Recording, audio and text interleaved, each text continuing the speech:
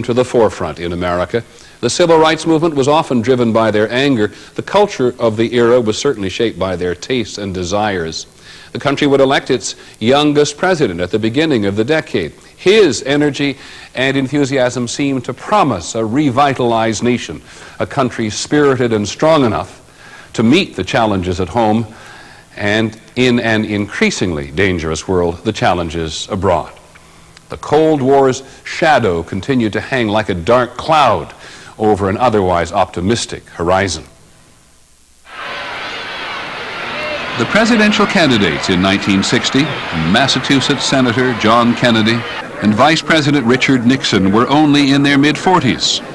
Both were ardent Cold Warriors. But I am not satisfied as an American to be second to the Soviet Union. What we want to do is not to turn their way, but to do it our way. And that's exactly what we're talking about in this campaign. The country had a consensus at that time. There were no real divisions among the majority of Americans over the Cold War and communism. And Nixon and Kennedy emphasized their anti-communist credentials, which were sterling on both sides. Both men were Navy veterans. The candidates had been freshman congressmen together after the war. But somehow Kennedy seemed the younger and identified himself as the candidate of a new generation.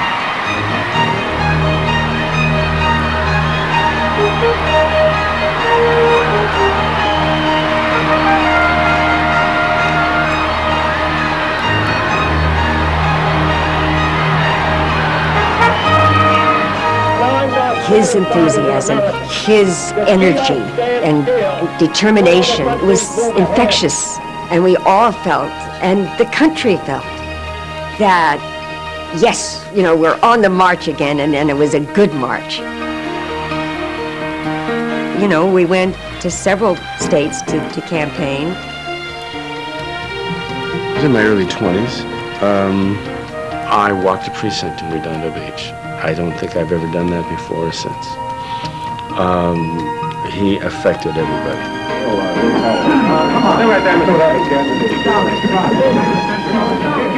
The favorite candidate of much of the entertainment community reached the high point of his campaign in a series of debates on television.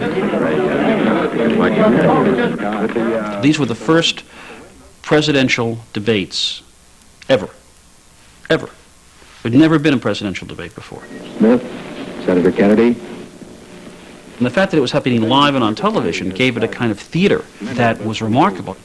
The question now is, can freedom be maintained?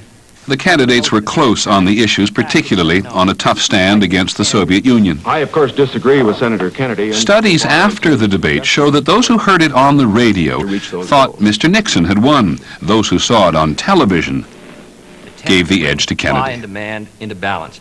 Attempt the image that came over definitely favored Kennedy. Surplus, which breaks the price. To see his earnestness, to feel his charm, to feel his idealism, I'm convinced that he would not have won without the debates. After the closest presidential election of the century, the country's oldest elected president at the time was succeeded by its youngest. I remember watching the inaugural with pleasure and even a kind of pride. I was struck by the fact that he didn't wear an overcoat, though it was a very cold January day. Let the word go forth from this time and place to friend and foe alike that the torch has been passed to a new generation of Americans. It was very exhilarating in a sense to have a man as young and articulate and electric as John Kennedy was. What he said was quite hawkish when you look back on it. That we shall pay any price, bear any burden, meet any hardship, support any friend, oppose any foe to assure the survival and the success of liberty. After the soaring words of the inaugural speech, the inaugural parties gave final proof to the notion that a younger and more glamorous administration had arrived.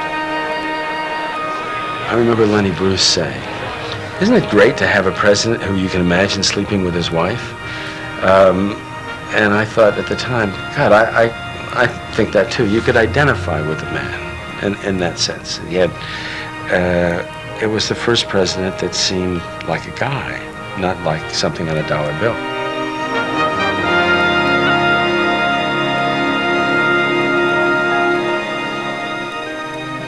The idea of a White House run and staffed by younger people, with a 32-year-old chief speechwriter and a press secretary in his 30s, and all these people around Kennedy, there was that feeling that, well, if they're running the political system, surely we can be somehow involved in it.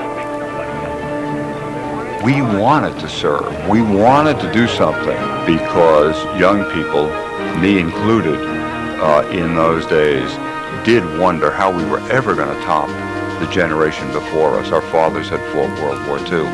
They had won. They had beaten a depression in some way. What are we going to do?